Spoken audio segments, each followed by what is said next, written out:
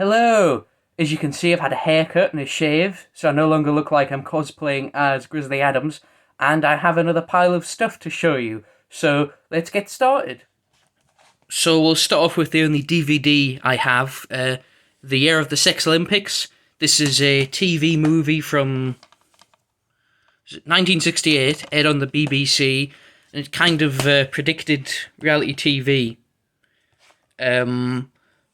I haven't seen it before, but I bought it because I've heard good things about it, and it's written by Nigel Neal, who wrote the Quatermass series, which, if you know me, you know I'm a big fan of those. Comes with, there's the disc, and it comes with a rather nice booklet. It was originally filmed in colour, but unfortunately the only surviving copy of the film is in black and white. And as you can see from some of the photos here, the costume designers really took advantage of the fact that they were making this in colour. So it's a shame that only a black and white copy survives. But considering the survival rate of British TV from the period this was made in, we're lucky that we even have the black and white copy, I guess. Next we have Back to the Future. I don't think this is one of the best films ever made, like a lot of people seem to, but I do still think it's a pretty good film. This is a steelbook release from HMV. It's part of their exclusive Japanese artwork series of steelbooks. So it comes with the poster, which is just that there. There's the 4K and the Blu-ray. And there's the picture underneath. If you're wondering what it looked like. Yeah. This was $9.99 with any purchase in HMV, and since it's currently the only way to get the first one on 4K individually, at least in the UK, I'm not really that bothered about owning the sequels. I thought, yeah, I'll get this. Next, we have Star Trek V, The Final Frontier on 4K. I had a bit of trouble getting this, so I originally ordered it from HMV. I pre-ordered it from HMV's online store, and it arrived, when it was supposed to. But the thing was, it was missing the there's a back cover. It was missing the 4K disc. It had, instead of having the 4K and the Blu-ray, just had the Blu-ray in the box. So I took it back to HMV, and unfortunately they couldn't replace it because they were completely out of stock. So they gave me a gift card, and I bought something else with the gift card, which I'll show in a little bit. And then, because it was out of stock in HMV, I just bought another copy from Amazon. So, yeah. It's generally considered to be the worst of the Star Trek films. I've only seen it one time. I watched it. Years ago, I bought the box set of the first 10 films, because there were only 10 at the time. And I watched this, and I remember thinking it was okay. Not like one of the better ones, but, alright. Not as bad as people said it was, but, yeah, I don't think I've seen it since. So I'll be interested in rewatching it and seeing, what if my memories of it are, like, whether or not I'll still think it's just okay, or whether I'll think it's really good or really bad. So, and of course, since I got Star Trek 5, I had to get Star Trek 6 as well. Didn't have any problems with this one. Thankfully, no missing discs, so didn't have to go through the hassle of getting another copy. Comes with the director's cut and the theatrical cut, but only on the 4K. The regular Blu-ray just has the theatrical cut. Don't know why. I guess so they could put all the extra features on the disc, but yeah, I don't know why they couldn't have included both on there. Seems a bit silly. From, I guess, 2009 or so, was like really, really bad looking. It had a lot of digital noise reduction, so all the actors looked like they were made out of wax. It was like watching a Madame Tussauds come to life. It was just an awful looking Blu-ray. So thankfully, it's been remastered in 4K. So, and the Blu-ray is the remastered version. So even if you don't have a 4K player, you can get. I think there is a standalone Blu-ray as well, but you get the new Blu-ray. Because it looks much, much better than that old horrible version. Next is Malignant. This is the film I bought with the gift card I got in exchange for my returning my Star Trek 5. Yeah, haven't seen it. Heard kind of mixed things about it, but thought it might be a good watch for Halloween and, around Halloween time next month. And I do like it's from the director of The Conjuring, James Wan. I've seen the first two Conjurings. I haven't seen the third one or any of the spin-offs, but I watched the first two and I did quite enjoy them. So, yeah, I think I might like this as well. Next is The Guns of Navarone on 4K.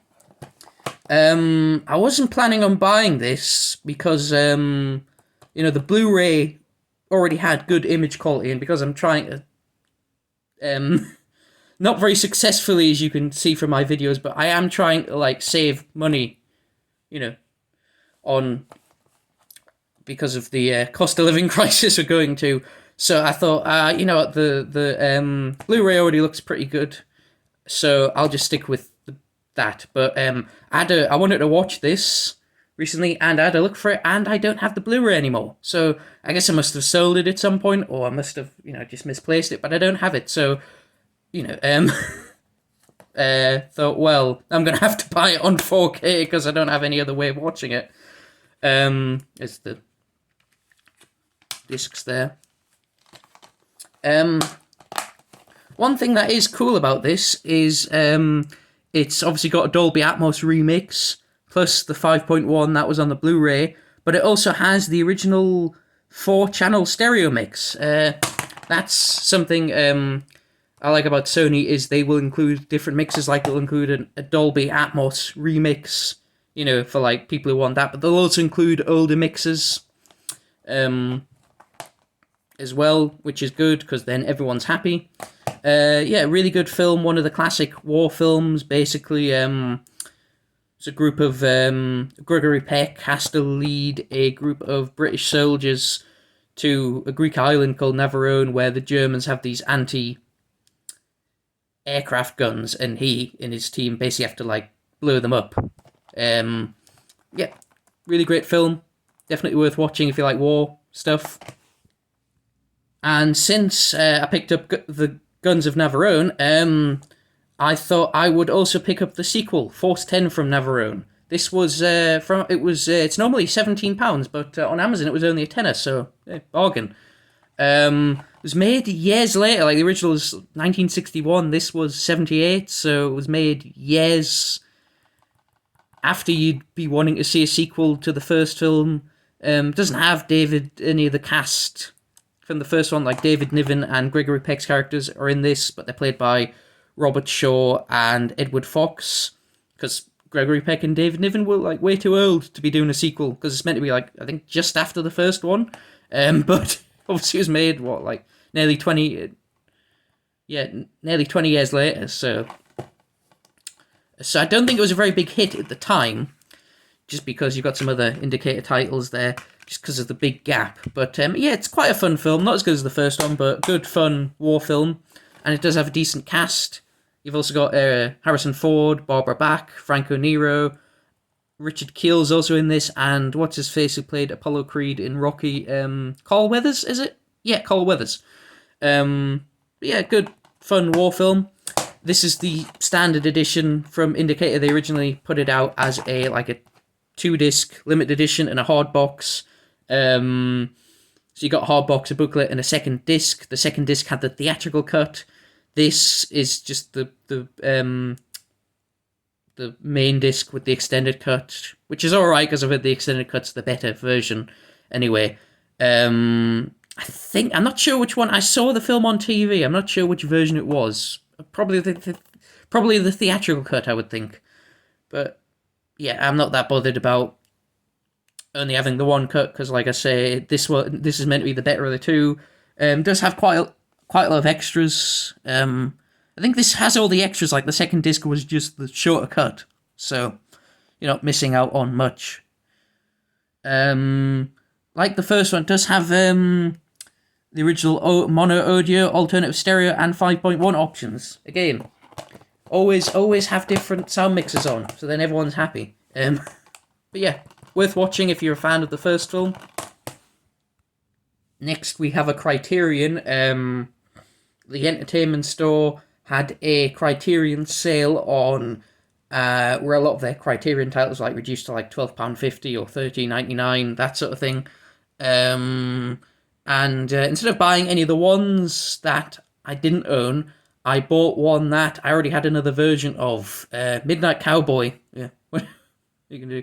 I had the MGM disc, which was okay. The picture quality was watchable, but like it was an old version. It hadn't been cleaned up, so there were a lot of scratches and dirt and stuff in the picture. It hadn't really been remastered. So this has a new. What does it say? This has a newer 4K restoration approved by the cinematographer. So yeah, looks a lot nicer and has more extras. Plus, again, has the mono soundtrack, the original audio, and the 5.1, whereas the MGM only had the 5.1. So again, I do prefer to watch films in their original audio if the option's there. So for the better picture quality and the option to watch the original audio, I thought, yeah, I'll upgrade since it's on offer. Really great film. It's John Voight plays a Texan called Joe Buck who moves to New York to try and make it as a male prostitute, not very successfully. And he meets Dustin Hoffman's character here, and the film is sort of about the friendship that develops between the two of them. It's kind of like a platonic love story. Well, there's nothing sexual happens between them, but you could interpret it as either a gay romance between the two men, or just like like the love between two, close friends. You could interpret it either. That's what I like about it in a way. You could interpret it, their relationship, in different ways, but whichever way you view it, it's a really great film. Was the first X-rated film to win an Academy Award. I think it's the only X-rated film to win an Academy Award.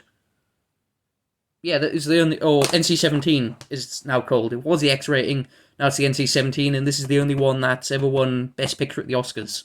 So, yeah. Great film, if you haven't seen it. And last but not least, we have Monty Python's The Meaning of Life. This is actually my favourite of the Python films. I know it's generally considered the weakest of the main three, at least. As if you don't count Now for Something Completely Different and Live at the Hollywood Bowl. But of this, Life of Brian and The Holy Grail, this is considered the weakest one, but it's my favourite. And yeah, I'll admit that there are more jokes that aren't funny in this than there are in the other two. Those two are more consistently funny, but the stuff that is funny in this is some of my favourite bits the Pythons ever did, so that's why it's my favourite.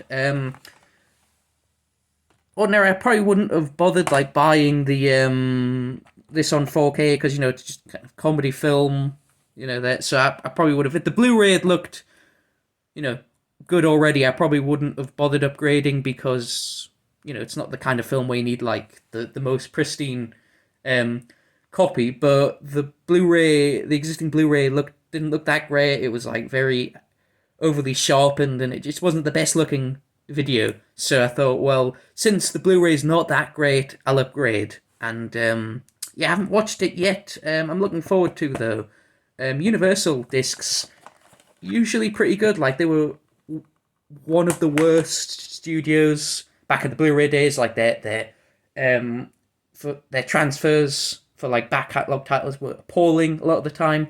But on 4K, they're one of the better studios, I find. Their discs tend to look generally pretty good. They do use a bit of noise reduction on opticals, because those parts tend to look quite grainy, but generally they leave the image alone. They don't reduce the grain or add artificial sharpening so much anymore, unless it is an optical shot.